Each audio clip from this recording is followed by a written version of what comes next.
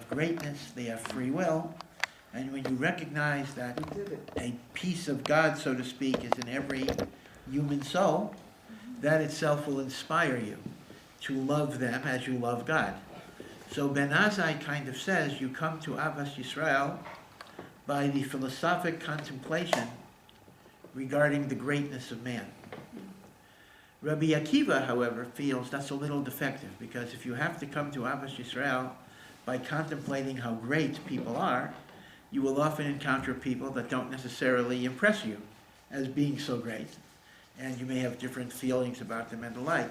So as a result, Rabbi Akiva looks at it in this way, that you come to Avas Yisrael not by philosophic contemplation, but by acts of benevolence. The Malbim points out, V'ahavta l'reyacha is not a commandment of feeling love. Because if it would be a commandment of feeling love, it would have said, V'ahavta es reyacha, just as it says, V'ahavta et Hashem Elokecha. Rather, V'ahavta l'reyacha, the prefix la, means you shall do and perform acts of benevolence and goodness towards your friend of the same nature that you would like to have them done to you. So therefore, the difference is that Ben Azai says, you come to Avat Yisrael by philosophical contemplation, and Rabbi Akiva says you come to Avat Yisrael by virtuous action. And indeed, this is a well-known idea in Judaism. The Sefer HaChinuch says in many places, Adam nifal kafi pu'ulotav. A person is influenced according to their actions. We tend to define actions as being products of emotion, but really it can also be the opposite. The actions can educate the emotions and the intellect, and therefore virtuous action can produce virtuous personalities, even if intrinsically the personality would not have been that virtuous. This is a common recommendation in marriage counseling. A person says, I don't feel strong feelings towards my spouse, whether it's the husband or the wife. So sometimes the recommendation will be, act as if. Make believe as if, and then you'll find that indeed there will be transformations coming from the action. So in this sense, Rabbi Akiva is a pragmatist, and Ben Azai is looking at it at a more ethereal, abstract level. So all of that is fine, but then what's interesting is that in the Ein Yaakov is an anthology of Agadata, of Shas, that was compiled in around the 1500s. So in the Hakdama of the Ein Yaakov, the author, Rav Yaakov Ibn Chaviv, brings a third opinion in this medrash, which is not in our medrash. So it's interesting, he had access to a medrash that we don't have. And the third opinion is a bit of an enigma. The third opinion says, okay, Rabbi Akiva says, V'ahavta l'recha kamocha, that's the most important thing. Ben Azai says, man in the image of God, that's the most important thing. The third opinion says, you know what the most important thing is? This was the pasuk that we read in last week's parsha, when it talks about the daily korban tamid, the daily lamb in the morning and in the afternoon. So it says, Es hakeves ha'echad taseh baboker, you shall bring one lamb in the morning. V'es hakeves hasheni taseh ben arbayim, and you bring the second lamb in the afternoon. That is the most important pasuk in the Torah. Now that's a little hard to understand. Granted, there's a mitzvah to bring the korban tamid, but what exactly is the paramount importance of Es hakeves ha'echad taseh baboker, v'es hakeves hasheni taseh ben arbayim? What is unique and important about that pasuk in particular?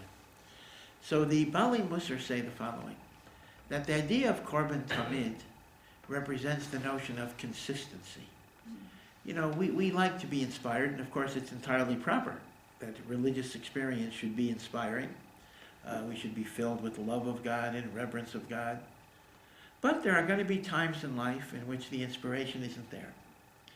And a servant of God realizes that I have to do my job whether or not I feel inspiration at any given time.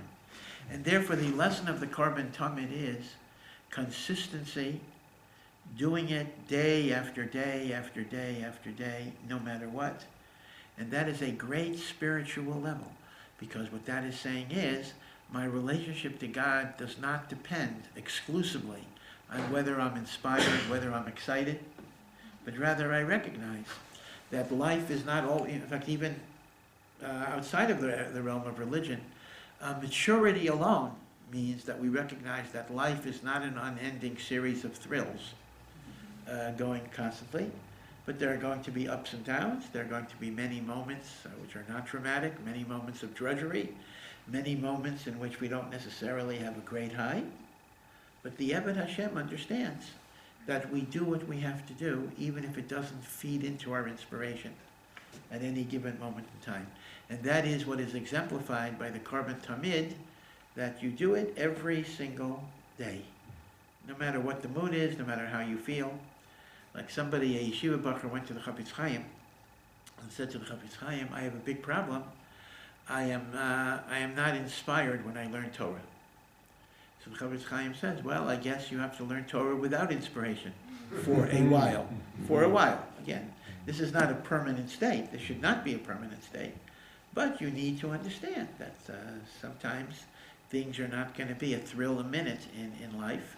And you do what you do. That is the meaning of being an Eved Hashem.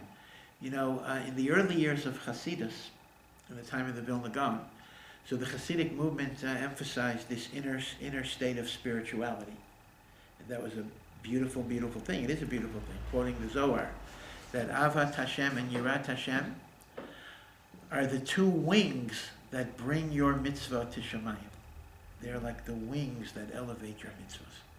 But the Vilna Gaon was afraid that by emphasizing the inner state of spirituality, people might become very impatient with halachic detail. Because, after all, halachic detail sometimes appears to be a contradiction to spirituality. For example, let's say Sof Zman Kriya Shema of the morning is 8:10. And I'm still tired at 8:10. But if I could daven at 9:30 or 10 o'clock or 11 o'clock, I would have such an inspiring davening. And all of these things, all of the different halachic rules, you know, you can't rip toilet paper on Shabbos. In other words, often you'll find people who are very, very spiritual and they want to be connected to God, they cannot see the relevance necessarily in all of the details of halachic observance. So as a result, again, this is always a pendulum. If Hasidus was emphasizing the inner spiritual state, the Nefesh HaChaim, Rav Chaim Volozhiner, and the Vilna Gaon, they emphasize the imperative of doing the mitzvot. Exactly. Now the truth is you need both. This is not a question of one view being right and one view being wrong. But rather what happens throughout the history of ideas in Judaism is that when one idea is emphasized to the exclusion of the other, so we need the other idea to come back in, like a dialectic, and then it needs to be corrected like a pendulum to kind of get you in the middle. So Rav Chaim Volozhiner gives an example of what you might call the antinomian tendency of spirituality. That's a fancy phrase. That just means that often spiritual natures are not content with legalistic regulation. They feel that legalisms are a contradiction to the broader ideas of spirituality. So he gives an example. Let's say it's time to make a Pesach Seder, and you have been cleaning for Pesach, so you're very, very exhausted.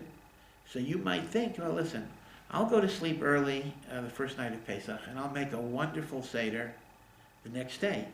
It'll be inspiring, it'll be wonderful, we'll sing the songs, and it'll be a much more meaningful experience than if I simply fall asleep at the Seder and don't really concentrate on what's going on.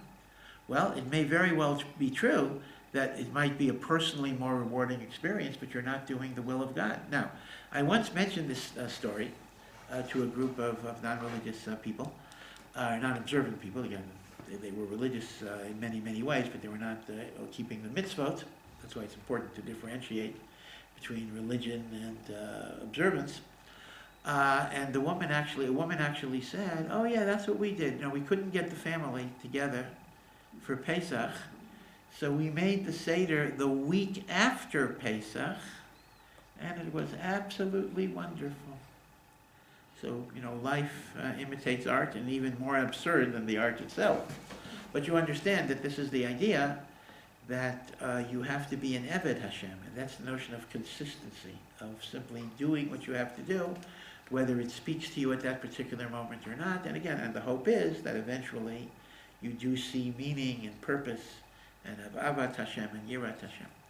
So in this connection, therefore, I want to just connect it to something earlier in the Torah. You know, we have in the Beis HaMikdash and in the Mishkan, we have Kohanim and we have Leviim. And the Kohanim are the ones who brought the Korbanos, and the Leviim were the ones who sang both vocal music and instrumental music. Even on Shabbos, right, they would actually play instruments on Shabbos and the like. And the Mishnah in Coolin makes a very interesting observation, but it doesn't explain it. It mentions that certain things disqualify a Kohen and they do not disqualify a Levi. And certain things disqualify a Levi and they do not disqualify a Kohen. A Kohen is disqualified with a physical blemish. If a Kohen has a broken leg, a Kohen cannot do the service until the leg heals. Right? So a Kohen is disqualified in mum, it's called a mum. A Levi is not disqualified. Even if a Levi has a broken leg, he can sing and play. So mum is only a psul for a Kohen and not a Levi. On the other side of it, Leviim have a mandatory retirement age. Leviim, as I get older, it becomes more and more of a younger retirement age. Leviim have to retire by age 50. Age 50.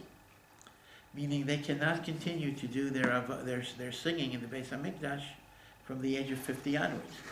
A Kohen, on the other hand, as long as he doesn't have a mum, there's no mandatory retirement. He could work at 80, 90, right, etc. So this is derived from the Psukim, because the Psukim talk about mum with respect to Kohen, and they talk about years with respect to Levi. But what is the reason for this? What is the svara? What is the analytical construct? Why there should be this difference? So the third Rebbe of Chabad, the Tzemach Tzedek, says the following interesting point.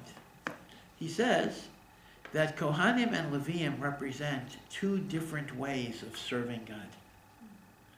The Kohen is the person who represents consistency. You know, if you study the way the service has to be done in the Beis HaMikdash, there is no room for creativity, there is no room for improvisation, there is no room for individuality. You got to do it the same way every single day. If there is even the smallest deviation from the way it is supposed to be done, all of the korbanos are puzzle. They are no good. I'll give you an example. Let's say a Kohen, in honor of bringing a korban, would like to wear a special necktie or a scarf. And a Kohen just puts on a scarf. That's all he puts on. Well, you know, if a Kohen does the avoda with more than the prescribed big day kahuna, that is called a meruba begadim, and in other words, he has excess clothing, the whole avoda is puzzle. So the Kohen represents the notion of consistency, stability, attention to detail, doing things right, not changing based on your moods in a given way. The Levi inhabits a different world.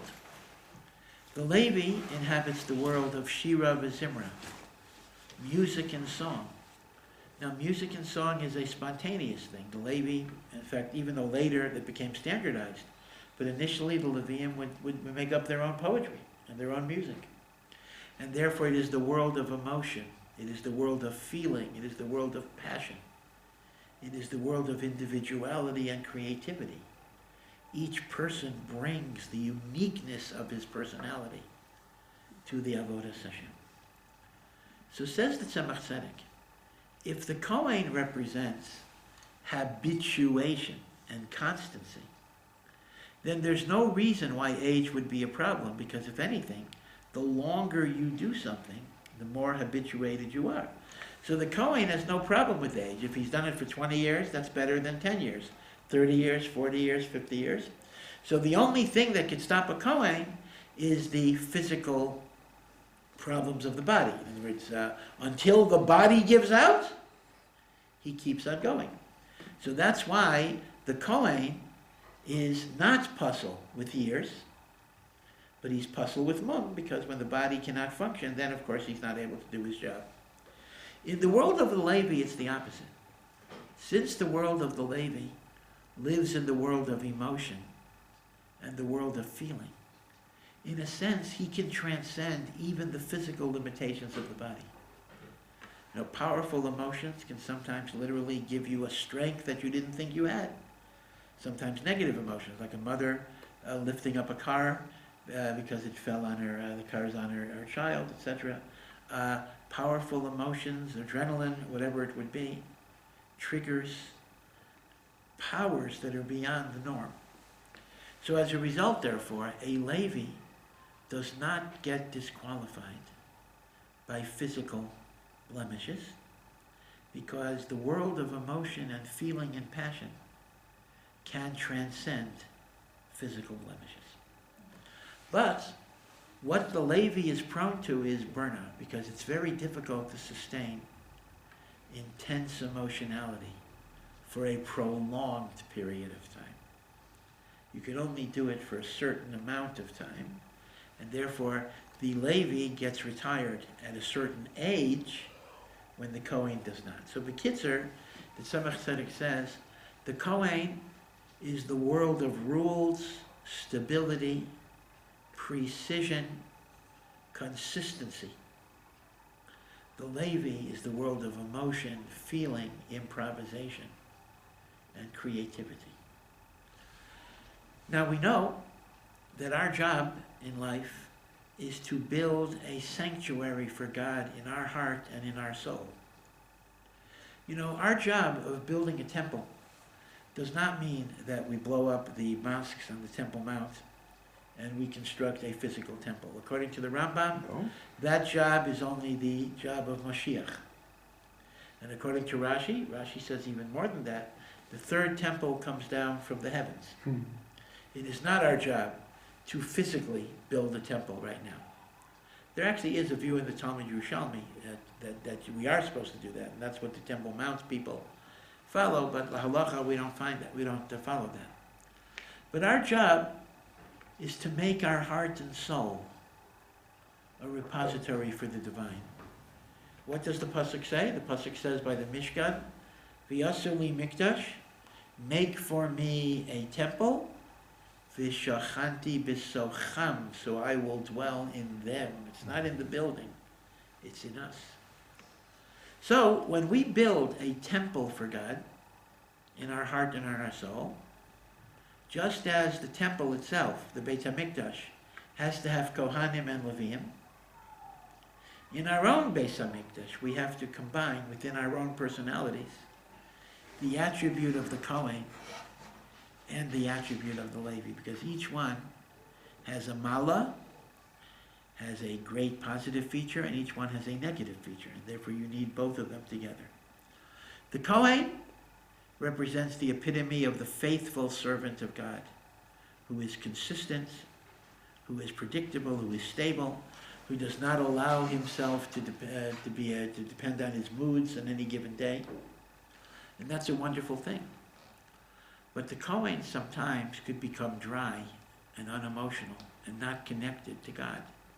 You see, there's a problem here that when a person is so fixated on all of the details of the halachic system, they can see all of the trees and even the branches on the trees, but they don't get a sense of the overall forest. And therefore, you need to bring in the Levi, who works on that relationship to God with fear of God, reverence of God, love of God, emotion, passion, not just to be an automaton that is focusing on the rules. On the other hand, if all you have is the Levi, what you might have is you might have freewheeling spirituality, New Age spirituality, in which whatever makes you feel good is going to be legitimate, like making the Seder a week after Pesach, or whatever it is. Nadab and Abihu? Yeah, that's right. Nadab is a very good example of that. That's kind of a spirituality that didn't want to be contained by boundaries. And therefore, the notion is we have to be in our own Beis HaMikdash, the Beis HaMikdash of our heart and our soul. We have to be both the Kohen who follows the rules and the Levi that brings passion and individuality and emotion to the service of God. So really, this is the grand synthesis of Hasidic thought and non-Hasidic thought, meaning to say the non-Hasidic world tends to emphasize punctilious observance of halacha, and the Hasidic world traditionally emphasized the emotions of Avat Hashem and Yirat Hashem, and therefore the Misnaged world was the world of the Kohen, and the Hasidic world was the world of the Levi. But your Beis HaMikdash is not complete unless you have both Kohanim and Leviim. Now that's an interesting point, because now it's interesting that 30, 40 years ago, in non-Hasidic yeshivas, you would not have found Hasidic Sfarim being studied. And today it's very, very different. Today, if you walk into Mir, walk into any mainstream non-Hasidic yeshiva, you will see that Hasidic Sfarim are very widely studied, whether it's the Tanya, whether it's the Sfas Emes, whether it's Rav Tzadok, whether it's the Nesiva Shalom, because people are very, very hungry. They're very thirsty to have some emotional content in their Yiddishkeit. And they feel that just emphasizing the halachos, as important as it is dry, and it does not give them a passion or a feeling.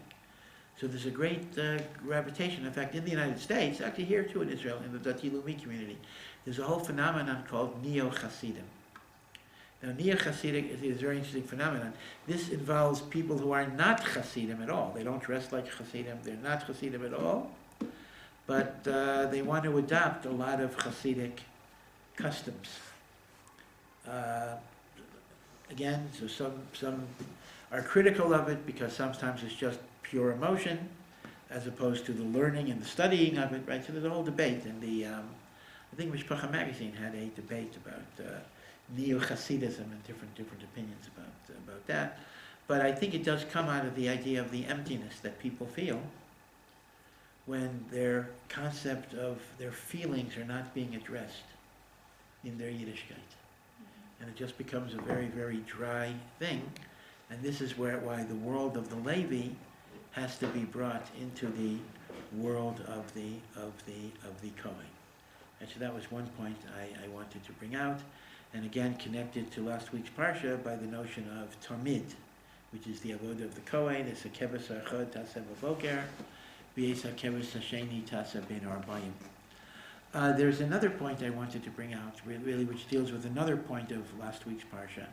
Again, the reason I'm going backwards, number one, I wasn't here, but number two, Parshas Pittacus in particular is very relevant for this time of year. And that is, Pittacus, of course, commits the ultimate act of zealousness for God. And although this was an act of violence, he is given a bracha of peace. God says, I am giving you the covenant of peace. How do you get a bracha of peace from an act of violence, even if it was justifiable? And let's go back to another question. Pinchas is described as Pinchas, the son of Elazar, who is the son of Aaron. So the simple meaning of the pasuk is, Pinchas's father is Elazar, and Elazar's son is Aaron. That's the simple translation of the pasuk. But the Kesav Sofer, the son of the Chesam Sofer, offers a different explanation of the pasuk. And he says, it doesn't mean Pinchas's father was Elazar and Elazar's father was Aaron, but rather Pinchas had two fathers.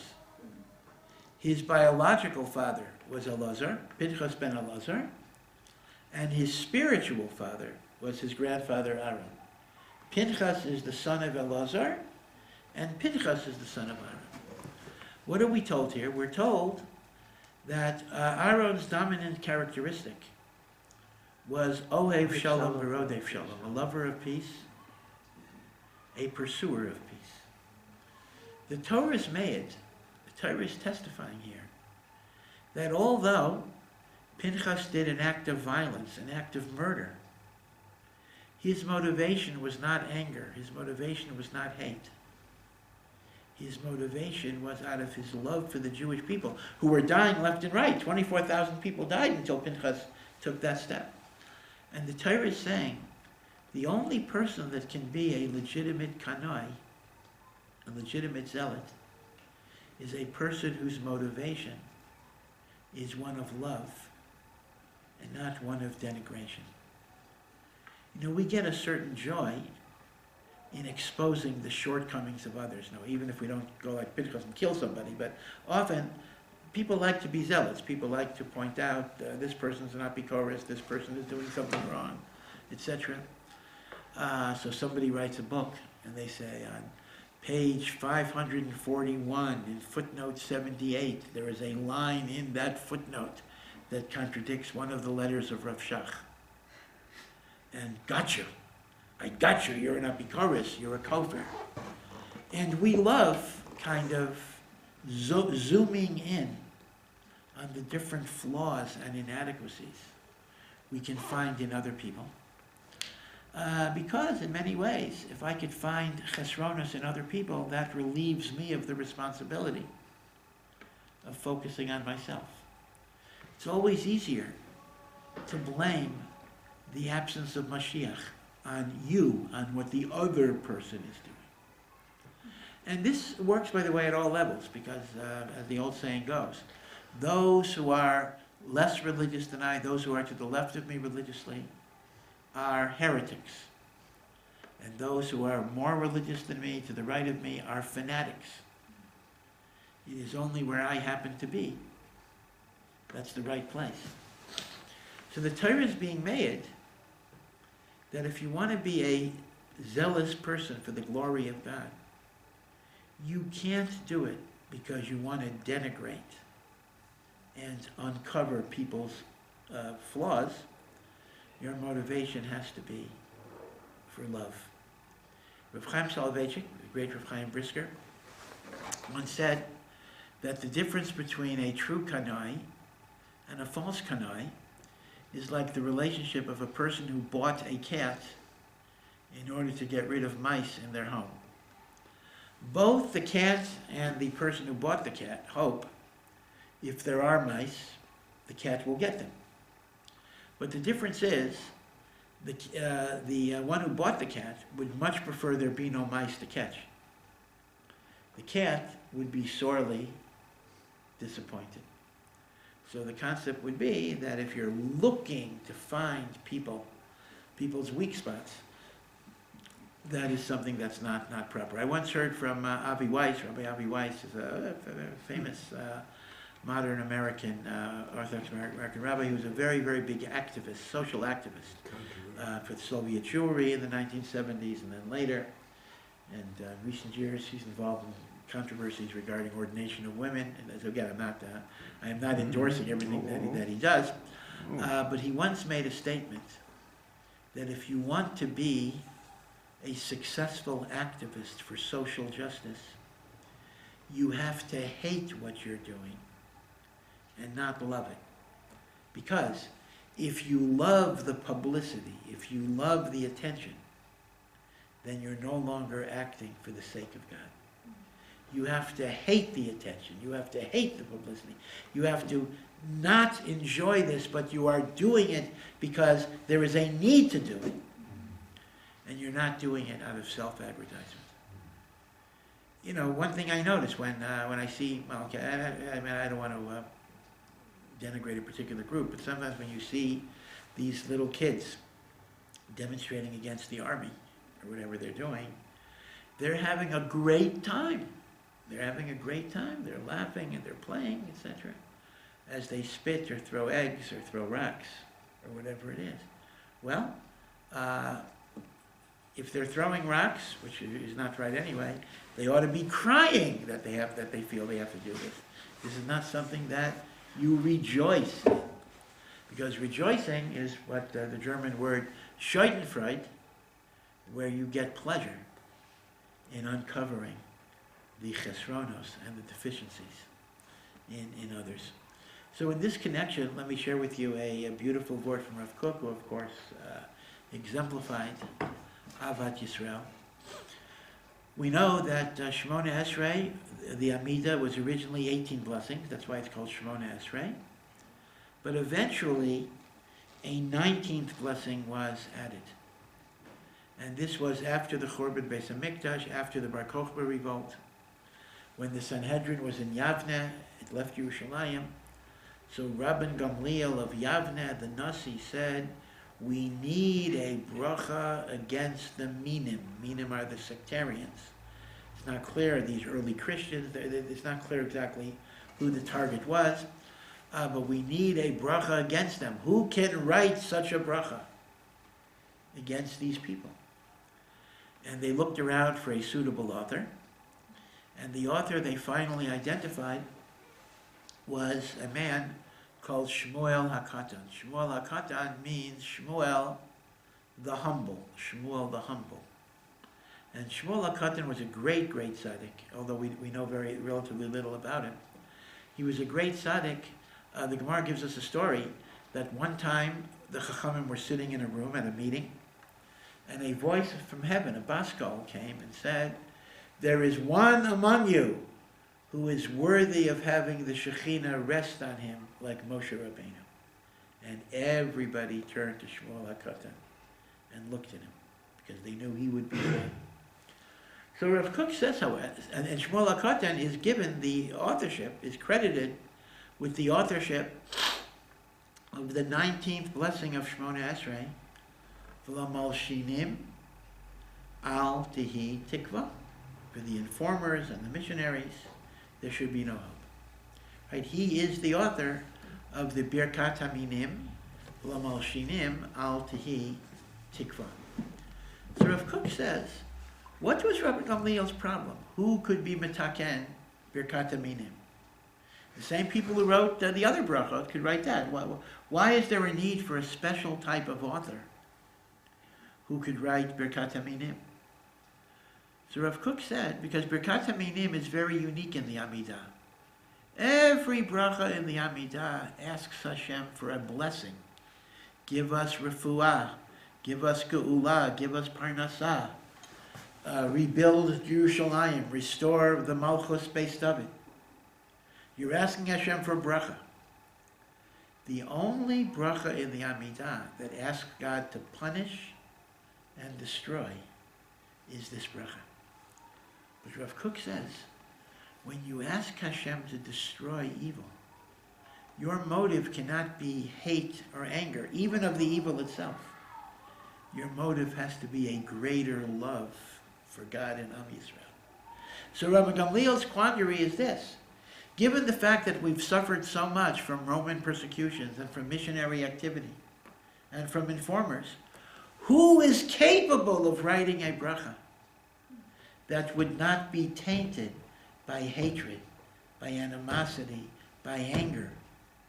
It's just natural if somebody were to write a bracha asking God to destroy Nazi Germany. How could it be that they wouldn't be tainted with hatred? So that's why Rabbi Gamliel had a dilemma. Who is the person that could write such a tefillah? So he picked Shmuel HaKatan. Now why did he pick Shmuel HaKatan? So Rav Kook says, we know relatively few things that Shmuel HaKatan said, but one of the things he said is in Pirkei Avos. And it says in Pirkei Avos, Shmuel HaKatan haya omer. Shmuel HaKatan used to say. Now the formulation used to say means it's not just a one-time statement. It was something he repeated over and over and over again. And what's strange about the Shmuel HaKatan Haya Omer is that this isn't even his own words. This is a pasuk in Proverbs, a pasuk in Mishlei. But he used to repeat it all the time. And that pasuk in Mishlei says, B'nafal ayavecha al tismach. When your enemy experiences downfall, do not rejoice. Do not gloat. If you remember, that was the pasuk that the Medrash uses, why the angels were told not to sing to Hashem when the Egyptians are drowning in the Red Sea. Maisa Yadai Tavayam, these are also my creatures that are drowning. So Rabbi Gamliel says, only the person who internalized Binafol Ayavecha Al Tismach is able to write the bracha asking God to destroy and punish the heretics and the informers. Because he is not acting out of hate, he is acting out of love, a greater love for Am Yisrael. And now, then what then happens is, now l'chara though, he wrote it, and apparently we can ride on his kavanah, meaning if he composed the prayer with pure kavanah, then even if we, when we pray, are tainted with our own animosities, we can kind of be salvaged through the prayer that he wrote and the kavanot that he put into the prayer. Now, this is not such an obvious idea. I mean, there are those that will quote a verse in Tehillim, 139, Kuf Lamed Tes, that says, "Behold, God, those who hate you, I hate," which implies there is a concept of hating Rishoyim. But Rav Kook doesn't understand it that way. Rav Kook basically says, I hate the evil that they do, but I don't relish their destruction. I don't take pleasure in their destruction. Sometimes it's a necessary evil. And indeed, this is one of the points that we should be very proud of the IDF, and that is what's called Toar HaNeshek, right, the purity of arms, in which there is never a concept of gloating and rejoicing, even in the deaths of the enemies that try to destroy you. On one hand, we are not pacifists. Habal l'hargecha, somebody's coming to kill you. Hashkeim v'haraglo, you go and you kill them, right? We don't say don't do it. Even God, when God told the angels don't sing, God didn't say, I'm not going to drown the Egyptians. He did. But you do what you have to do, but you don't rejoice in that. Because there is something sad when human life has to be taken. There is something tragic. It is not just a tragedy in the sense that a life was taken. It's a tragedy that a person could have been righteous. He could have done tshuva. He could have made his life into something. And when a person destroys the godly image within them, that is a source of great sadness for the Yiboneh Shalom. It's like having a child that became a mass murderer or whatever it would be. How does a parent feel? Well, Hashem feels that pain in an infinite way. So when you find yourself too eager to find a joy in the downfall of even the enemies of the Jewish people, that would suggest, Rav Kook says, an improper motivation in your prayer. And God says a prayer must be motivated by love. It cannot be motivated for hate, even of the evildoers. And that is why Shmuel HaKatan was the author of the bracha L'mal Shinim al Tehi Tikva. So again, it's something to think about, because we live in a very, very polarized society in Eretz Yisrael, and I'm not referring to Israeli-Palestinian issues, Hamas issues. I'm referring to Jew-to-Jew issues of all of the different groupings that we have. You know, they say that Eskimos, this may not be true, have 300 different terms for different types of snow because they see all sorts of gradations in color and consistency that most of us don't pay attention to because we don't have to know it. Well, in Eretz Yisrael, we have 300 different shades of religiosity that in the United States wouldn't even be noticed, right? In the United States, we basically have, 3 flavors. Vanilla, chocolate, strawberry. We have conservative, reform, orthodox, etc. Here, within orthodoxy, you have so many subdivisions, and the subdivisions are so strongly maintained in terms of where you live and what schools your children go to, and who are going to be their friends, and who are they going to interact with when they grow up. And there's a tremendous, tremendous stratification in the society that each one looks at the other side as something that is no good, right? We use terms like Amalek and other types of terms. And Rav Kook writes that this is not going to bring us to the Geula, because if the Chorban Beis HaMikdash happened because of sinas chinam, because of hatred and polarization, it will only be ended. The Geula will only come when we can overcome that sinas chinam. They tell a story. I wish I remembered all the details. It's based on a Christian joke, but they made it into a Jewish joke. About a person that was standing on the Gesher HaMeitarim, right, the bridge near the bus station, and he was about to jump, about to commit suicide. So a person walks by and says, wait, don't jump. Are you Jewish? He says, yes, I'm Jewish. Baruch Hashem, I'm Jewish too, that's great. Are you a Chesed or a Misnaged? He said, I'm a Misnaged. Great, me too. And it kept on going to, are you a Brisker, or are you a Musser? It went through 20 divisions. And 19 out of the 20, they were exactly the same. And then there was like a last question. Are you the Brisker that is connected with this branch of Brisk, or the Brisker that is connected with that branch of Brisk? So the person said, I'm a Brisker connected to that branch of Brisk. So the person said, go ahead and jump. Meaning they were connected on 20 points, and one little point was so significant that there was already nothing worthwhile to even save.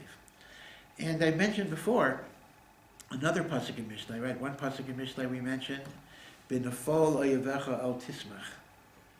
Do not rejoice in the downfall of your enemy. There's another pasuk, "Kemayim hapanim el panim, kain leiv ha'adam li'adam." Now that means what? As water reflects the face that you show the water, so too the heart of a human being reflects that which is shown to that human being. And the Vilna Gaon explains, if I look at a reflecting pool of water, whatever face I show the water is the face I'm going to see in the water. If I smile at the water, I will see a smiling face. If I frown at the water, I will see a frowning face. Water reflects back that which you show it. So too, the heart of a human being reflects back that which you show that person. I show a person respect. I show a person love. I show a person acknowledgement, validation. They will feel that way about me as well. I show them denigration. I show them bittul, that they don't matter. I portray them as misguided or even evil. Then they are likely to feel the same way about me. So part of why we make such little progress in bridging the gap among Jews here is because the style of argumentation is to always demonize the other side. Again, maybe I'm still too American here, but they say the typical way an American would normally approach something is if somebody told me something that I disagree with, I would try to identify something I agree with. And I say, well, I see your point, but there's something in addition to that you ought to consider. Because what you're doing is you're acknowledging a legitimacy in what they're saying, and then you use that as a basis of introducing a new way of looking at it from your side of it. Here, there's never a concept of I see your point. It's just because you're wrong and you're stupid. There is no other point. And if there is no other point, then you're going to think the same way about me. There is no other point. And that is why the polarization just keeps on getting worse and worse and worse and worse. It's a spiral that Kemat does not end, because each side does not look at the other with any tzad zechus at all. No issues about there. Again, I'm not being overly specific tonight, but all of the different issues regarding the army and whether yeshiva boys ought to be in the army. This is a debate, and there are different arguments to be made here. But what is horrendous is how each side is demonizing. On one hand, people look at chayalim who are shomer mitzvot even, and spit at them and insult them. I mean, what is that? What is that coming from? And on the other side, the army may look at those who don't want to serve as shirking their duty without recognizing the role of Torah learning and the fact that in most countries, including the United States, when there was a draft, there was an exemption for theological students. I remember myself, I had my draft card, huh? Was it 4D, was it? Yeah. My 4D card. Of course, that was the height of yeshivas in America. That had the greatest enrollment in all the yeshivas in the U.S. was during the Vietnam War. The point is that these are difficult issues, and there are different ways of looking at it, but each one has to acknowledge the good intentions of the other side, and that each side has some legitimate points. It's not simply a matter that somebody is totally right or totally wrong.